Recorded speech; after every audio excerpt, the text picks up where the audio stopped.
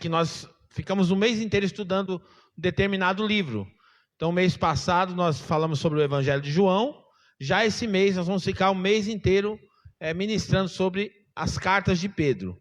Alguém aqui já leu inteiro nesse período aí as cartas de Pedro? Tem alguém aqui que já leu?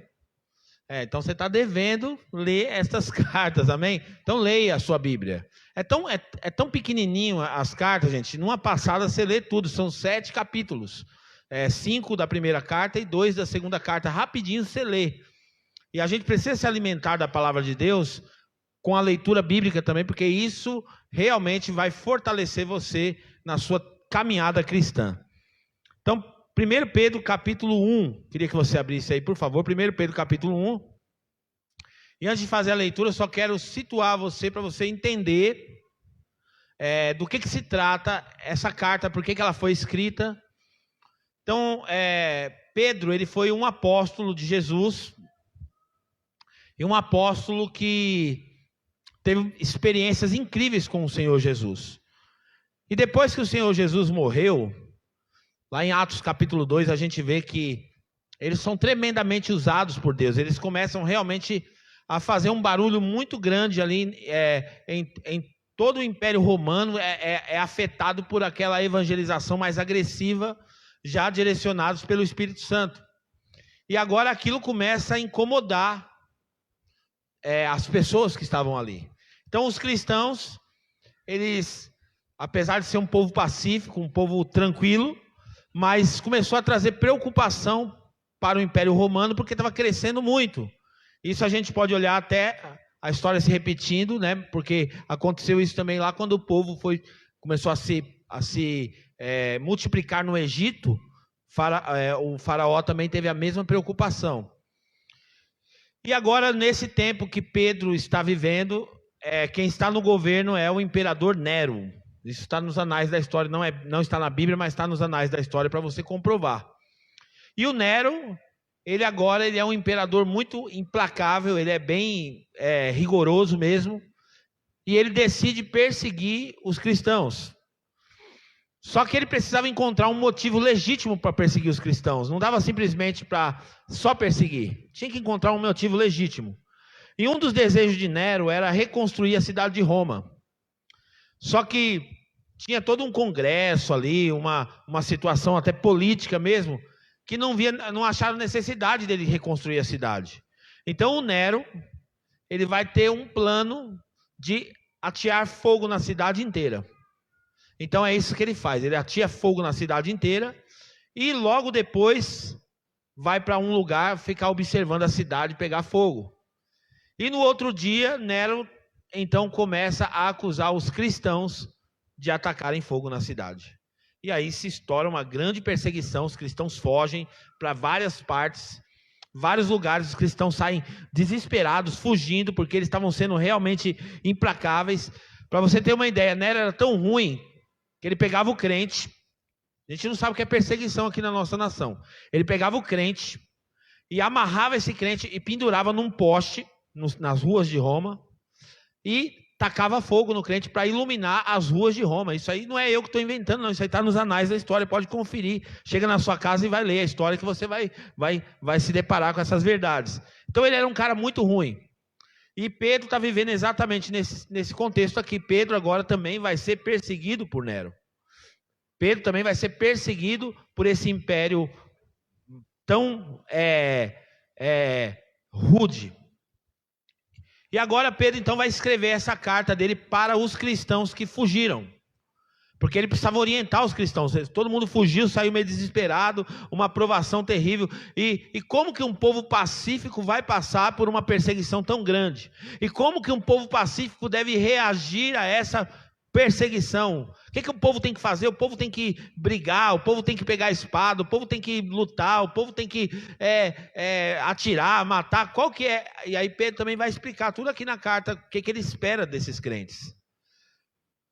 Mas eu quero falar de uma temática que eu encontrei aqui nessa carta, e eu quero falar sobre a condição para ser salvo.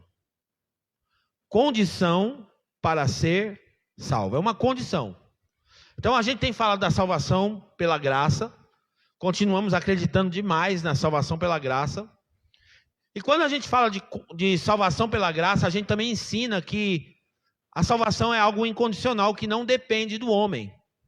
Que o homem não tem participação na salvação. Porém, eu consigo encontrar uma brecha para dizer para você que existe uma condição para que o homem seja salvo.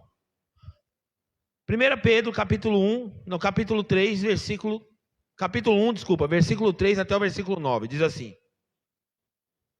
Bendito seja o Deus e Pai do nosso Senhor Jesus Cristo, conforme a sua grande misericórdia. Ele nos regenerou para uma esperança viva, por meio da ressurreição de Jesus Cristo dentre os mortos, para uma herança que jamais poderá perecer, macular-se ou perder o seu valor. Herança guardada nos céus para vocês, que mediante a fé são protegidos pelo poder de Deus, até chegar à salvação prestes a ser revelada no último tempo. Nisso vocês exultam, ainda que agora, por um pouco de tempo, devam ser entristecidos por todo tipo de provação. Assim acontece para que fique comprovado que a fé que vocês têm, muito mais valiosa do que ouro que perece, mesmo que refinado pelo fogo, é genuína, e resultará em louvor, glória e honra quando Jesus Cristo for revelado. Mesmo não tendo visto, vocês o amam, e apesar de não o verem agora, creem nele e o exultam, com alegria indizível e gloriosa, pois vocês estão alcançando o alvo da sua fé, a salvação das suas almas. O alvo da sua fé, a salvação das suas almas. Senhor, em nome de Jesus, Pai, que a Tua palavra possa fluir deste lugar, trazendo vida para cada um dos nossos irmãos, que nós possamos sair daqui hoje tremendamente edificados pela poderosa palavra de Deus. Amém. Queridos, nós usamos um texto para fundamentar a salvação. É um texto bem conhecido, um texto clássico da Bíblia, que está escrito em Efésios capítulo 2, versículo 8 e versículo 9. Que a Bíblia vai dizer assim, porque pela graça sois salvos. Pela graça sois salvos. Ou seja, quando a Bíblia fala que nós somos salvos pela graça, a Bíblia está dizendo que o homem não fez nada para merecer a salvação dele. O homem não pode fazer nada para alcançar esse benefício de Deus, porque a salvação, ela é um dom gratuito de Deus. Isso é pregado largamente aqui na nossa igreja. Nós falamos isso frequentemente, ensinando essa doutrina da salvação, de uma segurança firme na salvação. Porém, existe uma vírgula depois dessas primeiras palavras que eu li, que vai mostrar para a gente que existe uma condição para a salvação. E a Bíblia vai dizer assim, porque pela graça sois salvos por meio da fé. Então, não tem como uma pessoa ser salva se ela não tiver fé. Não tem como Deus salvar alguém que não teve fé, que a fé não foi manifestada na vida dessa pessoa. Então, pela graça sois salvos, mediante a fé, e isso não vem de vocês, é dom de Deus, não vem das obras para que ninguém se glorie. Então, o homem não pode ser salvo pelas obras, o homem não é salvo pelo que ele faz, mas o homem precisa ter fé para receber a salvação. Então, nós podemos dizer que a fé é uma ponte que nos leva do outro lado ao lugar da nossa salvação. Tanto é que Pedro está dizendo aqui no finalzinho dessa leitura que eu fiz, ele estava falando assim, mesmo não tendo visto, vocês o amam, e apesar de não verem agora, creem nele e exultam com alegria indizível e gloriosa, pois vocês estão alcançando o alvo da sua fé, a salvação das suas almas. Então a nossa fé tem um alvo. A nossa fé, ela tem um alvo. Qual que é o alvo da nossa fé? A salvação da nossa alma. Então, para uma pessoa ser salva, ela tem que permanecer na fé. Ela tem que permanecer acreditando, crendo. E esse é o tema da minha mensagem hoje, central. Porque quando a gente fala de fé, a impressão que dá é que todo mundo tem.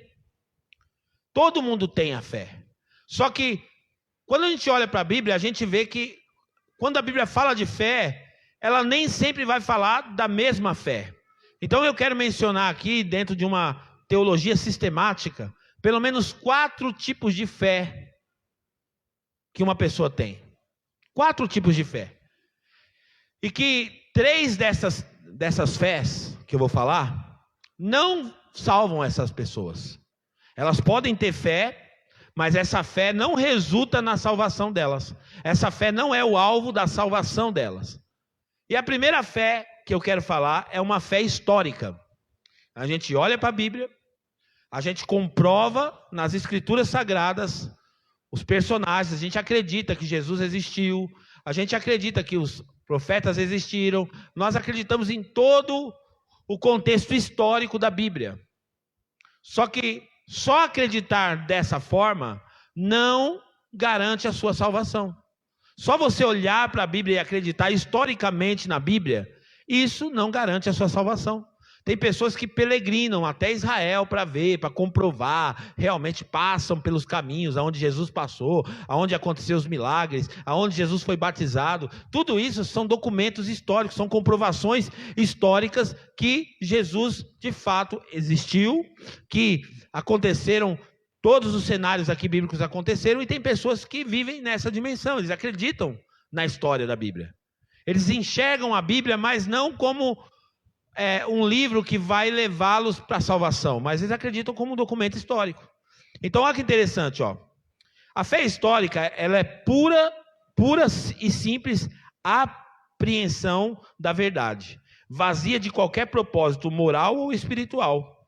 Expressa mais a ideia de que esta fé aceita as verdades da Escritura, como uma pessoa poderia aceitar um relato histórico no qual ela não está interessada pessoalmente. Esta fé pode ser o resultado da tradição, da educação, da opinião pública, do discernimento da grandeza da Escritura e assim por diante. Então essa é a fé histórica. E eu acredito que essa fé histórica todos nós aqui temos. Só que é boa, é importante, mas essa fé não gera salvação. O segundo tipo de fé é a fé miraculosa. Que fé que é essa, pastor? É a fé de acreditar que as coisas vão dar certo. Acreditar que o milagre vai acontecer. Sabe? Acreditar que você vai fazer aquela entrevista e você vai conseguir. Acreditar que você vai conseguir comprar o seu carro. Acreditar que você vai conseguir comprar a sua casa. Acreditar que você vai conseguir isso, que você vai conseguir. Essa fé é uma fé comum. As pessoas têm fé. Tanto é que quando a pessoa vai jogar lá na loteria, ela fala como? Eu vou fazer uma fezinha, não é isso que ela fala? Vou fazer uma fezinha, porque ela acredita. Tem gente que joga na loteria tantos anos, porque ele acredita que ele vai ganhar. Ele acredita que ele vai ser um ganhador um dia da loteria, e ele pode ganhar. Pode acontecer dele ganhar, sim. Só que essa fé também, ela não produz salvação. Então tem muita gente que está nesse contexto de fé no ambiente da igreja. Ele está aqui porque ele está procurando qualidade de vida. Ele veio na igreja porque ele quer uma vida melhor. Ele vem na igreja porque ele fala assim, poxa, eu tenho que ir na igreja porque eu quero melhorar de vida. E a motivação dele está errada. Essa fé vai ajudar ele. É muito importante essa fé miraculosa. É muito importante para a minha vida e para a sua vida esse tipo de fé. Uma fé que nos leva a conquistar. E a Bíblia fala desse tipo de fé várias vezes. De uma fé que faz a gente progredir. De uma fé que faz a gente alcançar. E tem gente que tem realmente esse dom da fé, que ele conquista muitas coisas mesmo. Tem pessoas que prosperam muito, tem pessoas que elas vencem várias adversidades na vida por causa dessa fé. E a fé miraculosa, assim chamada, é a persuasão produzida na mente de uma pessoa, que o milagre será realizado por ela ou a favor dela. Esta é a fé em milagres no sentido ativo ou passivo. Como eu já disse, fé na loteria, fé na entrevista, fé para conquistar e assim por diante. Porém, essa fé não salva você. Você pode passar a vida toda na igreja tendo esse tipo de fé, tendo uma vida abundante, tendo uma vida próspera, uma vida abençoada aqui no ambiente da igreja, e mesmo assim não ser salvo.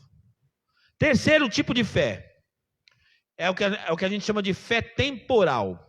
O que é a fé temporal? Essa fé temporal, ela tem muito mais a ver com as nossas emoções.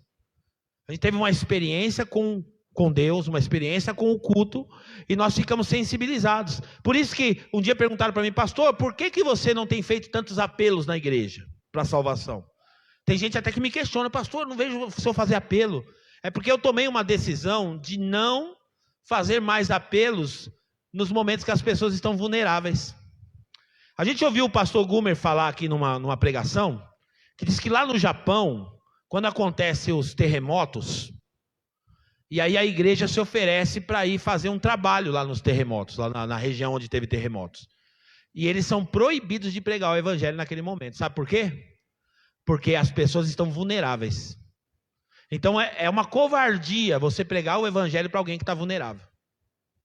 É uma covardia você se aproximar aproveitando a vulnerabilidade da pessoa para tentar persuadir ela para a sua fé. E é por isso que não existe muitas conversões genuínas nesse ambiente. Porque a pessoa, ela está sofrendo uma perda na vida dela. O luto. Aí chega alguém para falar, não, vamos lá na minha igreja. Ela vai emocionalmente arrastada. E ela pode ter tido um encontro com a religião, mas pode não ter tido um encontro com Jesus. Por isso que o evangelho tem que ser rasgado, tem que ser aberto, tem que ser realmente pregado assim, de uma forma bem direta para as pessoas. Essa é a pregação genuína do evangelho. Esta é uma fé, a fé temporal, esta é a persuasão das verdades religiosas que vem acompanhado de algumas incitações da consciência e de uma agitação dos afetos, mas não tem as suas raízes num coração regenerado. É a chamada fé temporária, porque não é permanente e não se mantém nos dias de provação e perseguição. É uma fé que não brota da raiz implantada na regeneração e, portanto, não é a expressão da nova vida entalhada nas profundezas da alma do pecador regenerado. Em geral, pode dizer que a fé temporal se baseia na vida emocional e busca satisfação pessoal em vez da glória de Deus. Então tem gente que está com essa fé. Ele vem aqui, ele levanta a mãozinha, ele adora, tal, só que ele está com uma fé temporal. E sabe o que vai acontecer? No momento de adversidade, se revela essa fé. Ele não consegue sustentar, por isso que fala que não tem raízes. Porque essa fé não consegue sobreviver a momentos de provação. Você vê que Pedro vai falar aqui, na carta que a gente leu, nos textos que a gente leu, ele fala assim que, para essa igreja perseguida, ele fala assim, ó, herança guardada nos céus para que vocês que mediante a fé são protegidos pelo poder de Deus, até chegar a salvação prestes a ser revelada no último tempo. Nisso vocês exultam, ainda que por um pouco de tempo devem ser entristecidos por todo tipo de provação. Assim acontece, presta atenção, assim acontece para que fique comprovado que a fé que vocês têm, muito mais valiosa do que ouro que perece, mesmo que refinado pelo fogo, é genuína. Então as provações, algumas provações acontecem na nossa vida para revelar a nossa fé, para ver se a nossa fé é uma fé temporal. E por fim, o quarto tipo de fé, e essa fé é que vai provocar salvação na sua vida, que é o resultado da salvação, que é o que a gente chama de fé salvífica, ou fé salvadora, como você quiser chamar. É uma fé que produz a salvação.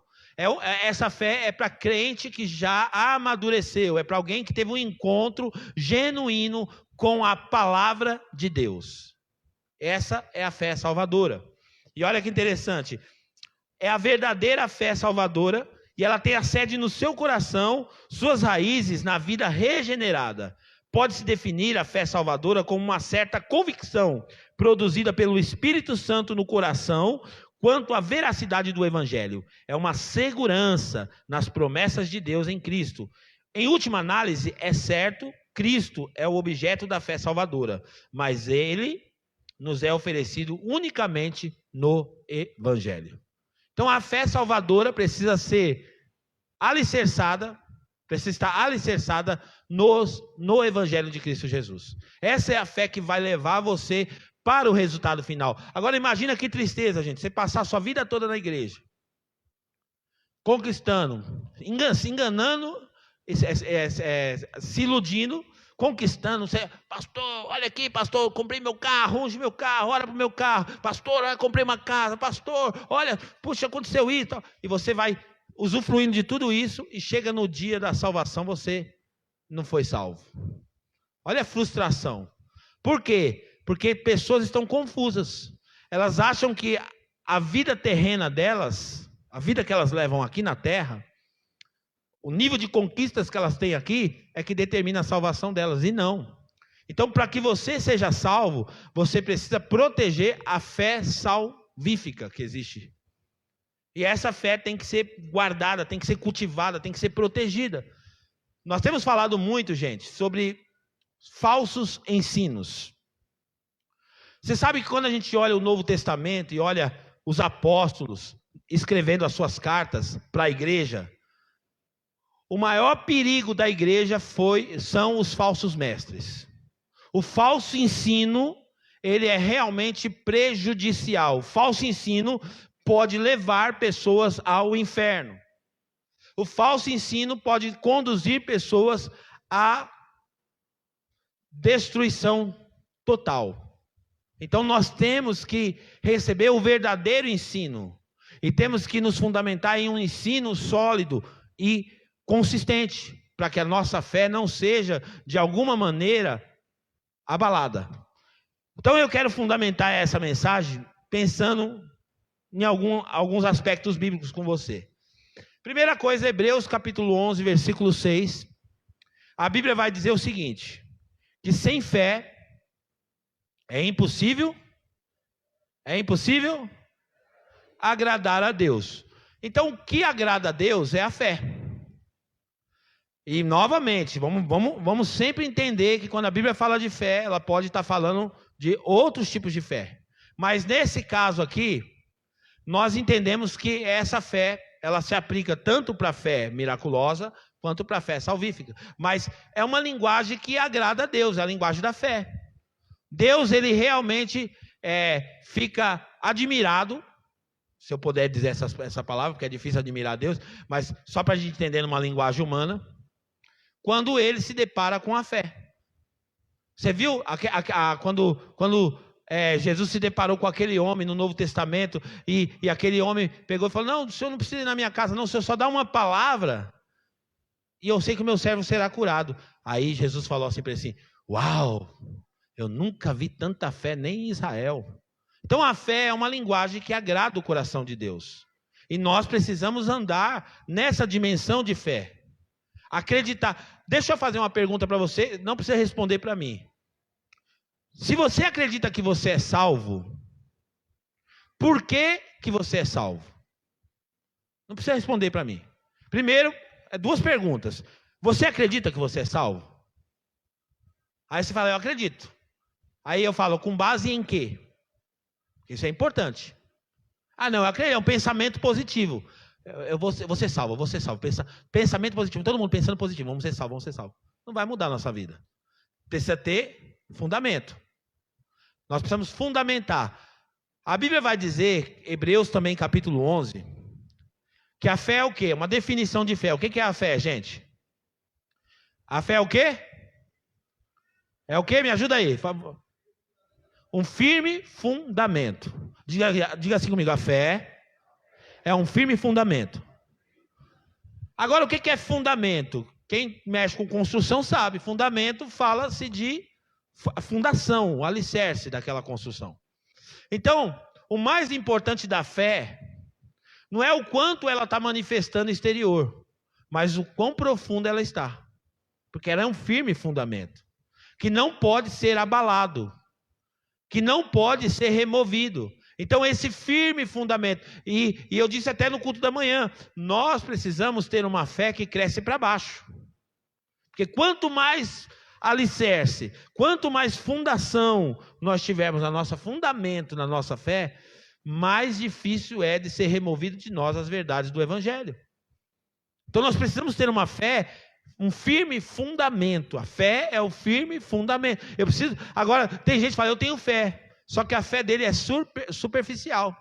E qualquer coisa pode remover ele desse cenário. Então nós precisamos ter uma fé, ou melhor dizendo, precisamos ter um firme fundamento. Quando Jesus vier buscar a sua igreja, e deixa eu só reforçar. Toda vez que eu falar de fé agora, você separa. Eu não estou falando da fé miraculosa. da fé que a igreja ensinou muito bem as pessoas. Não, vamos conquistar. A igreja, ela, por um lado, foi muito positivo ensinar isso na igreja. As pessoas, realmente, os evangélicos que você pega de 30, 40 anos para cá, os evangélicos realmente cresceram, prosperaram, ocuparam lugares na sociedade, né, estão ocupando postos importantes na sociedade, bacana. E isso tudo é resultado de uma fé realmente para conquistar. E você tem que conquistar mesmo, eu acredito nisso. Eu acho que você tem que conquistar, acho que você tem que ser um empreendedor, eu acho que você tem que realmente tomar posse de muitas coisas. Mas antes dessas conquistas todas, antes de ter uma fé miraculosa como a fé do centurião, como a fé impressionante, você precisa ter uma fé salvífica. Você precisa ter um firme fundamento na sua salvação. E a Bíblia vai dizer em Lucas capítulo 18, versículo 8, que quando Jesus voltar, ele vai procurar uma coisa. E qual que é a coisa que Jesus vai procurar? Olha só que interessante, ó. Eu lhes digo, ele lhes fará justiça e depressa. Contudo, quando o Filho do Homem vier, encontrará fé na terra? Quando ele vier, ele vai encontrar fé na terra? E que fé que é essa? Fé salvífica. É uma fé que espera em Jesus, uma fé que aguarda. Eu gosto muito de pensar com a igreja, gente, como que nós estamos esperando Jesus, porque isso revela a nossa fé salvífica. Nós estamos esperando Jesus ou nós estamos fazendo o planejamento para os próximos 100 anos? Ou nós estamos vislumbrando a vida terrena e não estamos esperando Jesus? E tem muito crente que vai ser pego de surpresa na volta de Jesus. Voltou? Não acredito. Ele nem estava esperando que Jesus ia voltar. Então o crente que é salvo, ele precisa esperar por Jesus. Essa é a maior comprovação da fé salvífica queimando e sendo fortalecida de você, é a expectativa que você tem no retorno do Senhor Jesus. Nós não podemos esquecer, gente, por mais que a gente conquiste o melhor carro, eu não sei se você já teve um carro top desses carros, que nem eu estava vendo um pastor falar assim, diz que tem carro hoje em dia que você senta, o banco abraça você. Cada tecnologia que tem é umas coisas de loucos, carro bonito, carro todo cheio de tecnologia. Só que essas coisas são boas, só que nós temos que não podemos nos esquecer que a nossa pátria não é aqui. E a gente começa a se perder, e a gente começa a viver como se Jesus não fosse mais voltar. E isso sim está comprometendo a nossa fé salvífica.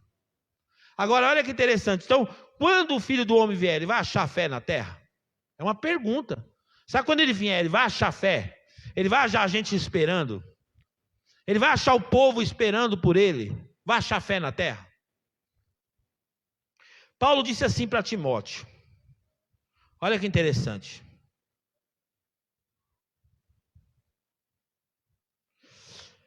É, 1 Timóteo capítulo 6, versículo 20.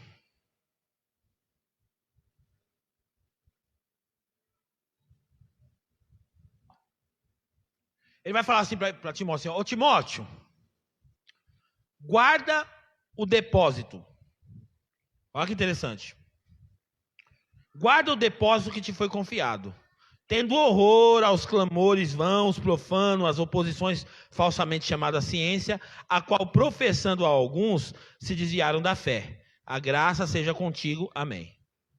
Então ele está dizendo assim para Timóteo, Timóteo, você precisa guardar o bom depósito. Precisa guardar a fé que você recebeu, Timóteo. Os ensinamentos que você recebeu. Olha, sem querer constranger ninguém, mas só para vocês terem uma noção. Olha como que a gente está... Eu perguntei, quantos aqui estão lendo a Bíblia? Vocês foram sinceros, parabéns pela sinceridade. Mas, ao mesmo tempo, recebe o puxão de orelha, porque nós não estamos lendo a Bíblia. Nós não estamos construindo em cima da fé que nós recebemos. Então, está falando assim para Timóteo, Timóteo, guarda o bom depósito que você recebeu. Por quê? Olha só o que ele está dizendo. Sabe por quê, Timóteo? Porque você tem que proteger o que você está escutando. Você tem que proteger aquilo que está entrando em você. Porque tem gente que, seguindo esse comportamento, acabou se desviando da fé. acabou se afastando da fé. Deixa eu te fazer uma outra pergunta. Você acha que é possível a sua fé ser abalada? Você acha que a fé que você tem é possível ela ser abalada? Até as construções que são profundas são abaladas. Por isso que nós temos que dedicar em cavar, crescer para baixo. Porque Paulo vai dizer assim também para Timóteo, 2 Timóteo, capítulo 4, versículo 7. Olha o que ele vai dizer aqui é bem no finalzinho da vida dele. Ele vai dizer assim para Timóteo, ó: combati o bom combate. E esse bom combate é o combate da fé, certo? Combati o bom combate, é o combate da fé.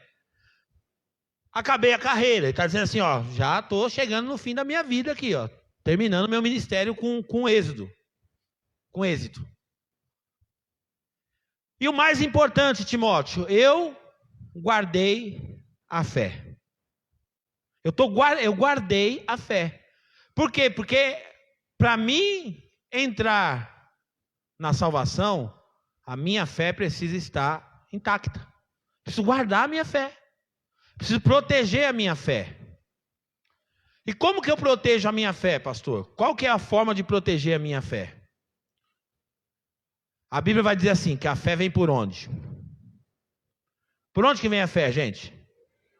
Pelo ouvir, certo? A fé ela vem pelo ouvir. E novamente, falando, a fé salvífica. O contexto aqui vai falar da fé salvífica. Porque a gente usa esse versículo fora do contexto, né, pastor Guto? A fé vem pelo ouvir. Nós vamos ouvir porque a gente vai conquistar. Funciona também. Mas, sendo bem honesto com o texto, a gente vai entender que é uma fé para a salvação. E essa fé vem vem pelo ouvir. Então, se uma vez a fé vem pelo ouvir, o que eu preciso estar fazendo? Ouvindo a palavra de Deus. E a Bíblia é o único livro que você ouve com os olhos. Quando você lê a sua Bíblia, você está ouvindo a palavra. O Espírito Santo está ministrando você. Você lê a Bíblia, mas o autor está do teu lado. Então, quando você se relaciona com a Bíblia, você está ouvindo a palavra de Deus. Quando você escuta uma pregação como essa, mas a gente não pode transformar a nossa vida religiosa num programa de domingo. No domingo eu vou lá para ouvir de novo. Se a Bíblia fala que nem só de pão viverá o homem, mas de toda palavra que sai da boca de Deus, significa que a palavra de Deus é um alimento. E um alimento, quando ele fala do pão, ele fala que pão é um alimento necessário e um alimento diário, que todo mundo come. Então a palavra de Deus também tem que ser um alimento diário para nossas vidas. Precisa ser um alimento diário. Então nós precisamos nos alimentar da palavra, quer ouvindo com os ouvidos ou lendo com os olhos. Nós precisamos nos alimentar da palavra de Deus. Se nós quisermos crescer na fé para baixo, se a gente quiser ter fundamento, firme fundamento, então na medida que você escuta a palavra, na medida que você come a palavra, você vai crescendo para baixo. E aí vai sendo cada vez mais difícil de você ser abalado na sua fé. Porque quanto mais profundo for o seu fundamento, mais difícil é dele ser removido. E como eu estava dizendo dos falsos mestres, qual que é o perigo dos falsos mestres? É que os falsos mestres, eles se aproximam para tentar, usado pelo diabo, para tentar roubar a palavra de Deus de você, e consequentemente, se ele roubar a palavra de você, ele está roubando a sua fé. Ele está arrancando de você aquilo que gera fé em você. Porque se o que gera fé em mim é a palavra, e a palavra me é roubada, automaticamente está me roubando a fé. Então nós temos que tomar cuidado. E eu falei um dia, que pelo mesmo ouvido que entra a fé, também entra a incredulidade. É tão séria essa questão de você proteger o que você escuta. E agora, mais do que nunca, nós estamos vivendo uma era hoje da internet. E hoje na internet, gente, é terra de ninguém. O cara sentiu lá, ele lê um texto na Bíblia lá, ele vai lá, vai gravar um vídeo, vai botar, e se cair nas mãos erradas, aquilo pode ser uma destruição. A pessoa pode pegar um texto bíblico ali, compartilhar e pegar alguém e remover a fé daquela pessoa, arrancar daquela pessoa verdades. Por quê? Porque como não está profundo Como ela não está, o firme fundamento não está ali, então é muito fácil arrancar e colocar outro, edificar em cima de um fundamento. É muito mais fácil. Então, por isso a importância, a gente estimula muito aqui na igreja, a importância dos crentes terem familiaridade com a Bíblia, com a palavra de Deus. Porque quando você tem familiaridade com a Bíblia, você não é enganado nem por mim e nem por ninguém. Eu poderia aqui, se eu fosse alguém que tivesse mal intencionado, na verdade fazer como a igreja, a religião fez por muito tempo. O que a religião fez por muito tempo? Ela manipulou a verdade. Então ninguém podia ter acesso à Bíblia. A igreja católica celebrava suas missas em latim. E ela não estimulava as pessoas a ter uma Bíblia. Muito pelo contrário, não sei se você já ouviu isso, mas eu ouvi. Não leia a Bíblia, que quem lê a Bíblia fica doido. Quem já viu isso? Quem já ouviu isso aí? É a verdade. Então não existia um estímulo para se ler a Bíblia. Por quê? Porque se você não lê, é mais fácil de eu te manipular. Se você não lê, é mais fácil de eu remover de você a verdade superficial que você acredita. Então, por isso, a importância do contato com a palavra. Por isso, a importância de você crescer para baixo na palavra de Deus. Então, nós temos que tomar cuidado hoje na nossa fé com alguns inimigos da fé hoje. Grave isso, porque isso que eu estou falando para você vai só aumentar. Isso não é uma coisa que eu estou falando que é sazonal, não. Isso vai aumentar. Relativismo. As pessoas estão olhando para a Bíblia hoje dizendo assim, será? Será que é assim mesmo? Esses dias eu vi, não sei se vocês viram, lembra daquele jogador, o Casagrande? Quem lembra do Casagrande? Eu vi, ninguém me contou, eu vi. Ele falou assim, não, eu sempre gostei muito de Lúcifer. Você viu esse vídeo, pastor? Eu sempre gostei muito do Lúcifer. E eu sempre me identifiquei bastante com ele. E é o seguinte, Deus não é tão bom assim. Gente, é um formador de opinião. Aí a pessoa começa a ouvir isso, o que vai acontecer? Se ela não tem uma fé fundamentada, ele vai argumentar. Porque eu poderia pintar aqui para vocês Deus como ruim, sabia? Facilmente. Eu pegar o Antigo Testamento e mostrar para você um Deus que mata criança, um Deus que manda matar as pessoas. Eu podia pintar aqui o Deus, o pior bandido da história aqui agora. E se vocês não tivessem uma fé firmada, vocês iam sair daqui acreditando. É verdade mesmo, o pastor provou na Bíblia, Deus é ruim mesmo, viu? O diabo é injustiçado, foi expulso do céu. Olha só. Mas é muito sério isso, gente. Parece uma coisa ilógica, mas faz todo sentido. Agora, quem é enganado, gente? Só vai ser enganado aquele que não tem um firme fundamento. Só vai ser removido quem não tem um firme fundamento. E o mais perigoso não é ser enganado. O mais perigoso é comprometer a sua salvação. Porque o alvo da nossa fé é a salvação da nossa alma. Então toma cuidado com o relativismo. Ah, será que é isso mesmo? Não, eu não acho que não é desse jeito. Não, é muito relativo isso. Não, a Bíblia não tem relativismo. A Bíblia é a palavra de Deus, é assim que a gente acredita. Segundo, o humanismo. Mais do que nunca, gente, sem querer criticar essa questão dos coaches. Eu fiz 2 cursos de coaching, então não posso criticar porque eu fiz. Mas também posso criticar porque eu fiz. E o coach tem um problema. Qual que é o problema do coach? Muito humanista. E aí, quando nós enchemos demais a bola do homem, Deus vai ficando de escanteio.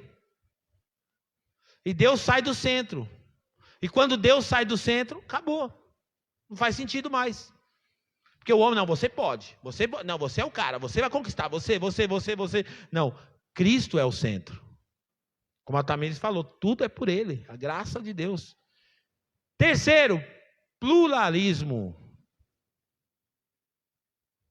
O que é o pluralismo, gente? Todos os caminhos levam a Deus. E é fácil. Para você escutar um filósofo que você vai acreditar no cara. Presta seu ouvido para você escutar um pouquinho. Todos os caminhos levam a Deus. Tem muito evangélico concordando com isso já, gente. Eu vi um cantor, eu estava ouvindo um podcast de um cara que teve influência no meio da igreja. Vou até falar o nome, pregador Lu. Está lá o podcast para quem quiser ouvir. Falou o seguinte, que não há, que não, a gente tem que respeitar os muçulmanos também, não sei o que leva a Deus também. Tudo. É o pluralismo religioso. Pluralismo. Só que se a gente não tem firme fundamento, a gente começa a acreditar, porque os argumentos fazem sentido. Você para você escutar um filósofo, gente, faz sentido o que ele fala. Para quem não está fundamentado. Para quem não tem um firme fundamento, faz sentido. Vocês estavam ouvindo o Pondé, que é um filósofo bem conhecido. E eu estava ouvindo ele, e ele se declara ateu, não praticante. Ateu, não praticante. Não sei como é que é isso, mas é um ateu. Sei como é que é um ateu não praticante. E ele estava falando de Deus como um personagem.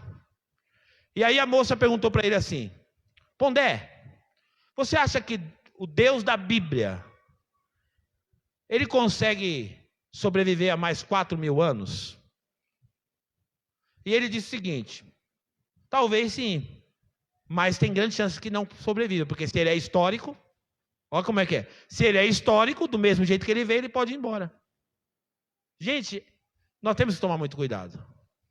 Porque são coisas que estão comprometendo a nossa fé.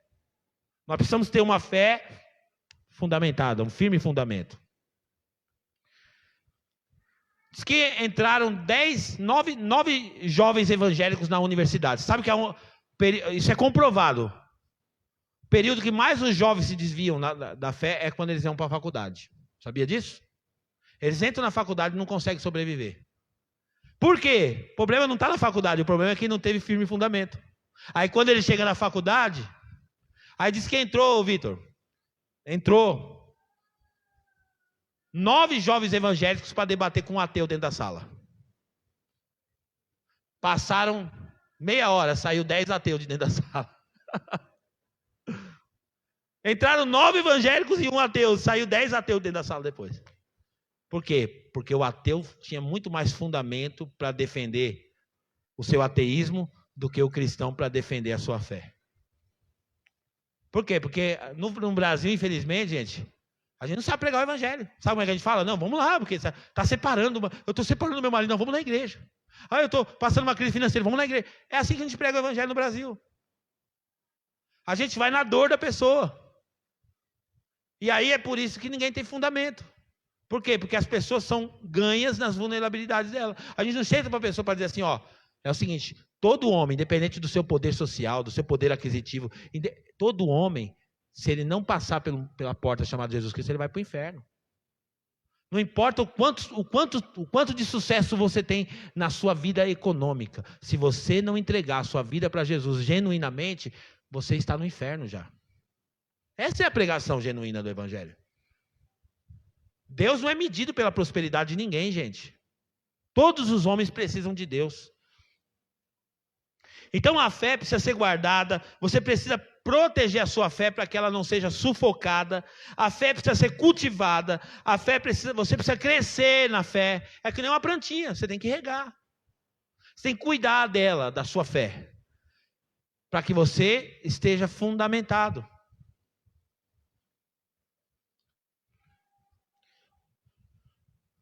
A nossa fé não pode ser como a fé de Tomé. Tem muitos evangélicos que nessa pandemia sofreram. Eu louvo a Deus de verdade pela vida de vocês.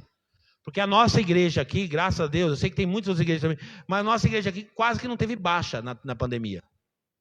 Os irmãos mesmo ficando aí quase 1 ano sem poder congregar direito. Porque a gente está mais de 1 ano sem poder congregar mesmo com entusiasmo. Mas vocês estão firmes. Pelo menos a grande maioria dos irmãos estão firmes. Continuam fazendo as práticas espirituais, continuam vivendo a fé. Mas tem gente que era fundamentado em movimento, na fé de Tomé. Sabe qual que é a fé de Tomé? A fé de Tomé é aquela que o cara precisa ficar vendo as coisas. Eu tenho que ver o milagre, eu tenho que ver acontecer as coisas, tem que ver. Essa é uma fé temporal. Porque quando ele não vê, ele não consegue crer. Agora, bem-aventurado são vocês, que vocês não viram, mas creram. Pedro falou isso e foi o que Jesus disse para Tomé. João capítulo 20, versículo 27 até o 29. Ele diz assim, depois disse a Tomé, põe aqui o teu dedo, quando ele ressuscitou. Porque Tomé tinha como, eu não acredito, não sei o quê. Esse era o comentário. Aí Jesus volta e fala, Tomé, põe o dedo aqui. Aí ele pôs o dedo lá no furo de Jesus. Aí Jesus fala, agora põe aqui do lado aqui, onde eu tomei a lança. Põe aqui do lado. Aí quando Tomé coloca e toca em Jesus, aí Tomé fala, põe o dedo aqui, põe aqui o teu dedo e vê as minhas mãos. Chega a tua mão e põe do meu lado. Não sejas incrédulo, mas crente. Tomé respondeu, Senhor meu, Deus meu. Ai, Senhor. Aí Jesus fala para ele assim, porque me viste, Tomé, creste. Bem-aventurados os que não viram e creram. Isso é uma fé consistente. Não é uma fé que precisa ver, mas é uma fé que está fundamentada. Tomé não, o tipo de fé de Tomé era o quê? Ele tem que estar vendo, tem que estar tocando, tem que estar... Não. Isso não é uma fé forte, isso não é uma fé consolidada.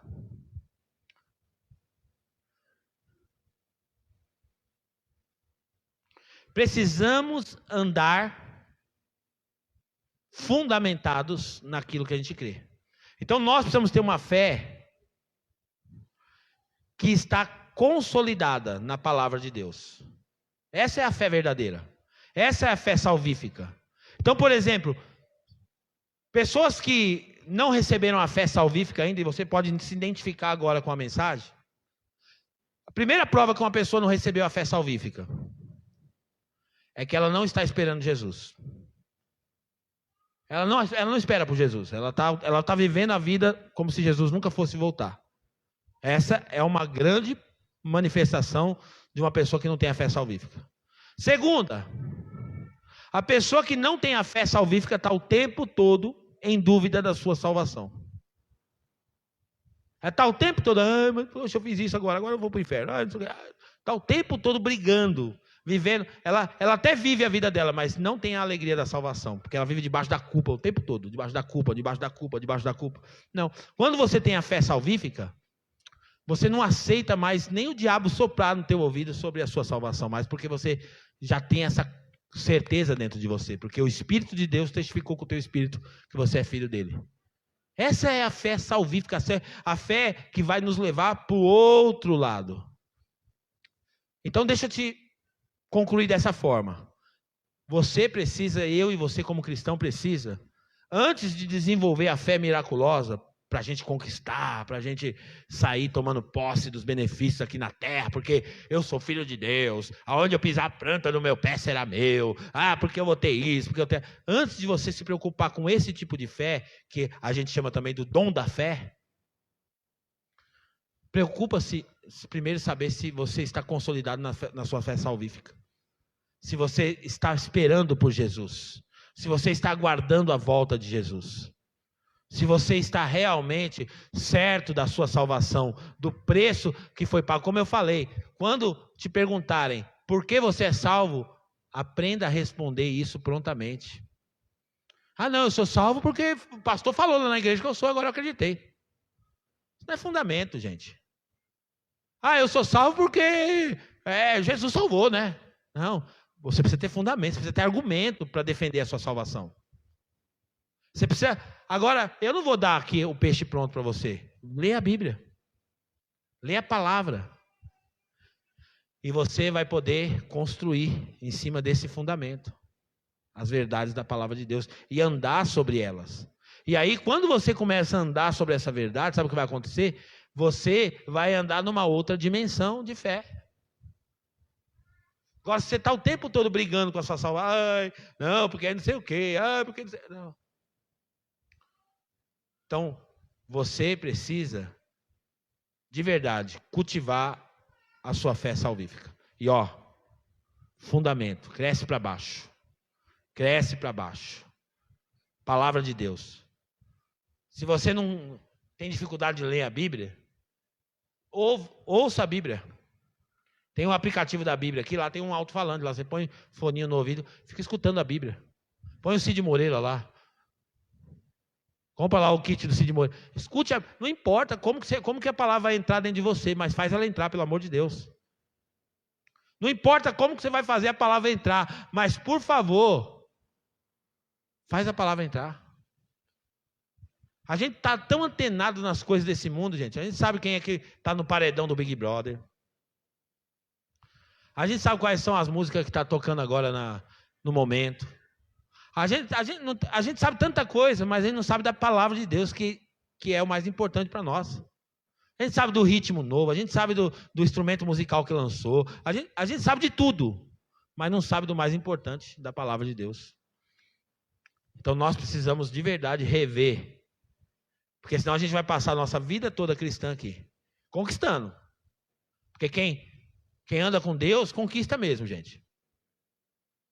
Ó, você lembra Mateus capítulo 7? Naquele dia muitos dirão: Senhor, no teu nome nós fizemos isso, no teu nome nós fizemos aquilo, no teu nome nós fizemos aquilo outro. Porque a fé miraculosa não garante salvação para você. Só o que vai garantir a sua salvação é uma fé salvífica, uma fé salvadora. E para a gente concluir, eu quero ler de novo, baseado nesse entendimento de 1 Pedro, capítulo 1, versículo 3. Leia comigo. Passe os olhos aqui no telão ou na sua Bíblia. Esse dia eu estava conversando com um pastor nosso aqui, ele falou: pastor, tem um lado bom, a gente põe aqui as mensagens no telão. E eu gosto, eu acho produtivo, porque os irmãos acompanham e tal. Só que está tão largado que a gente nem Bíblia traz mais para a igreja. Aí o cara fala: não, pastor, eu trago aqui, está aqui no meu celular. Não, então você não trouxe a Bíblia, você trouxe o celular. Duvido que você fala assim: tem que pegar meu celular porque a Bíblia está lá. Duvido se você pensou assim. Não, meu celular, porque eu não posso ir para a igreja, porque é a minha Bíblia que está no celular. Não, a gente não pensa assim. Ou faz assim, você tem algum aqui que está nessa vibe aí? Não, a gente traz o celular. Agora pega a sua Bíblia. Traz a sua Bíblia, marca a sua Bíblia, risca a sua Bíblia. A gente está tão preguiçoso que não, eu nem vou, o pastor já abre lá para nós, lá fica tranquilo, fica até mais gostoso o culto. Pastor, abre a Bíblia aí para nós, pastor. Não, sabe, mesmo que a gente vai ler aqui, traz sua Bíblia, tenha curiosidade de abrir ela. A gente está tão relaxado na Bíblia que a gente está procurando o livro de Atos lá no Antigo Testamento. Abre sua Bíblia em Atos, o cara está lá em Gênesis. É verdade, por quê? Porque ele está desfamiliarizado com a Bíblia. E a tendência é ficar mais se a gente não vigiar. Porque a gente não está acompanhando. Isso não é religiosidade, gente, isso é questão de proteção. Vou ler novamente com vocês aqui agora, ó. Bendito seja o Deus e Pai do nosso Senhor Jesus Cristo, conforme a sua grande misericórdia, Ele nos regenerou para uma esperança viva por meio da ressurreição de Jesus Cristo dentre os mortos. Ele está falando da nossa salvação. Continua. Para uma herança que jamais poderá perecer, macular-se ou perder o seu valor. Herança guardada nos céus para vocês. Falando de novo da nossa salvação. Continua. Que mediante a fé, olha a importância da fé. A fé é a ponte. Que mediante a fé são protegidos pelo poder de Deus até chegar à salvação prestes a ser revelada no último tempo. Então essa salvação é protegida por quem? Pela fé. A fé é a segurança que você tem. Continuando. Nisso vocês exultam. Vocês têm uma alegria muito grande. Ainda que agora, por um pouco de tempo, devam ser entristecidos por todo tipo de provação. Lembrando que aqui ele está falando para a igreja perseguida, a igreja que está fugindo de Nero aqui. Continuando.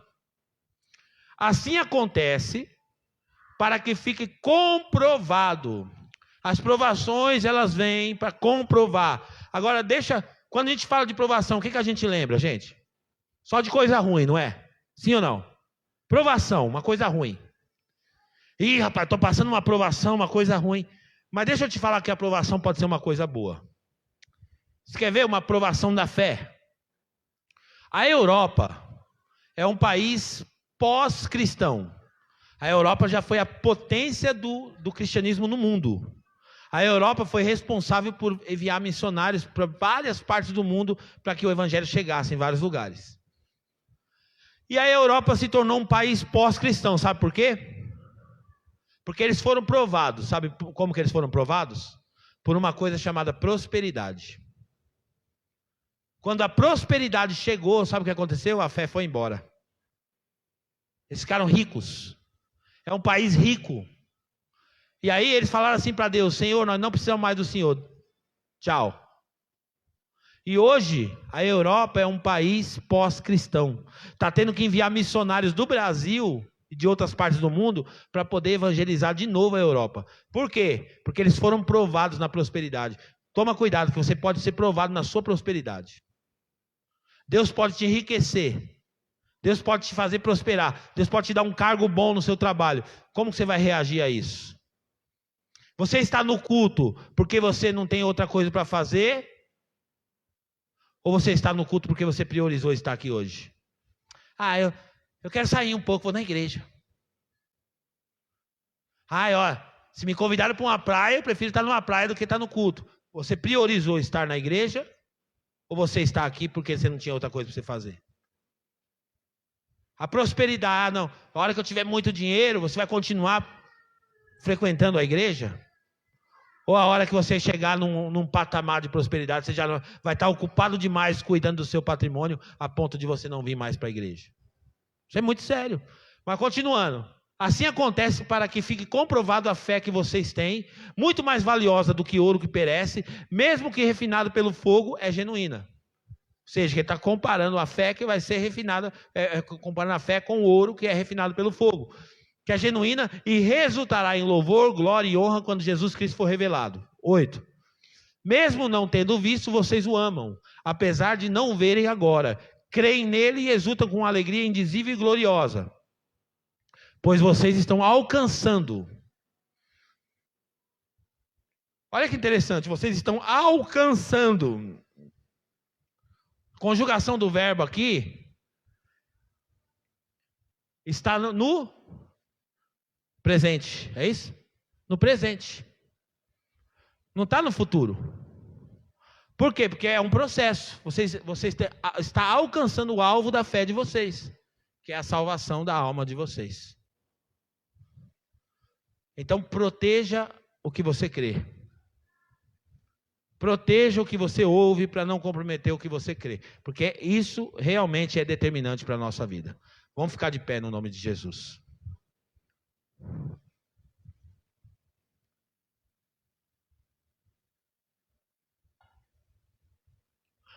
Eu não sei o que está por vir por aí, gente. Eu não quero ser aqui um profeta do caos. Deus não me mostrou nada.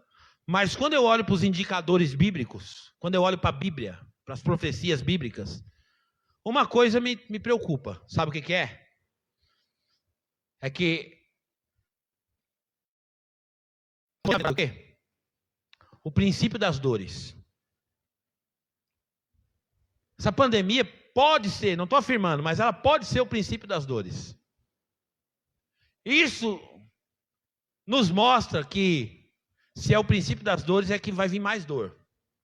Nossa, pastor, eu não acredito, está repreendido. Se a gente tiver uma honestidade bíblica, a gente pode imaginar que pode acontecer. Ainda é um cenário bem pior do que o que nós estamos vivendo. Porém, a igreja que vai prevalecer, porque ela vai ser provada, é a igreja que estiver fundamentada na palavra. Porque hoje você tem tranquilidade. Nós vivemos num país super confortável.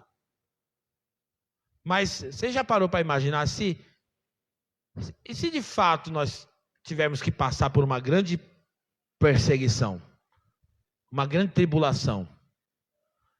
O que vai ser mais fácil? A gente dizer para o governo assim, ó, não, tá bom, vai, eu faço o que vocês querem. Ou a gente defender a nossa fé?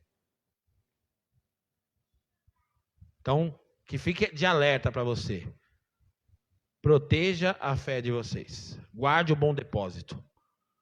Eu quero pedir agora para os nossos ministros prepararem aqui os elementos da ceia. Nós vamos ceiar. Esse culto da ceia para nós é um culto importante porque nós trazemos à memória o que Jesus fez por nós. Eu quero pedir para a Andriele colocar para mim de novo 2 Timóteo capítulo 4.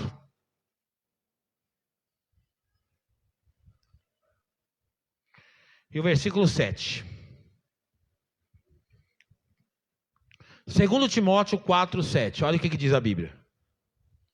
Paulo vai dizer para Timóteo: Timóteo, combati o bom, e esse é o combate da fé. É um bom combate. Acabei a carreira e guardei a fé. Só que logo no versículo depois ele vai dizer o seguinte, põe aí no 8. Agora me está reservada a coroa da justiça. Ou seja, ele está dizendo, eu concluí. A minha fé está aqui. Está me reservada a coroa da justiça, que o Senhor, justo juiz, me dará naquele dia. Ah, e não somente a mim,